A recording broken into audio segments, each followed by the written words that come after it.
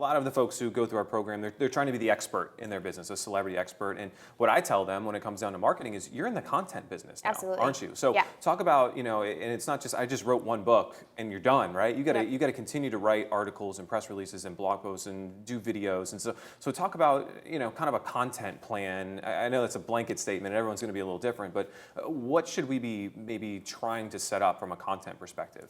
Yeah, from a very simple plan, what I always say to do is start with one piece, one thing that you want to talk about in your industry. So for example, if you are a dentist, you may say, 3 tips to whiten your teeth. I'm not a dentist, so that probably doesn't make any sense, but whatever, we'll roll with it. Yeah. 3 tips to whiten your teeth. So you write a short blog on it, 250 words. That is your blog piece. You then take it and you add 5 tips to whiten your teeth. So you just add 1 tip on the front and 1 tip on the back. Yeah. You now have an article, which is slightly longer, and it's different for search engine optimization purposes. Right. And you now have an article.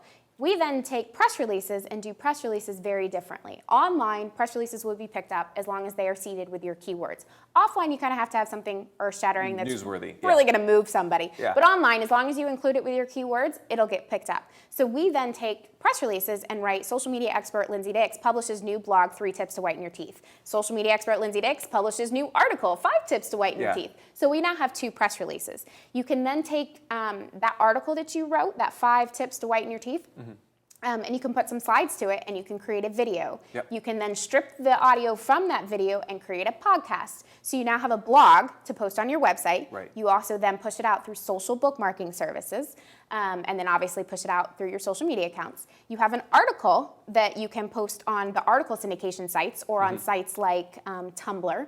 And then obviously post on your social media accounts. Right. You then have 2 press releases that you push out through prlog.org or pitchengine.com.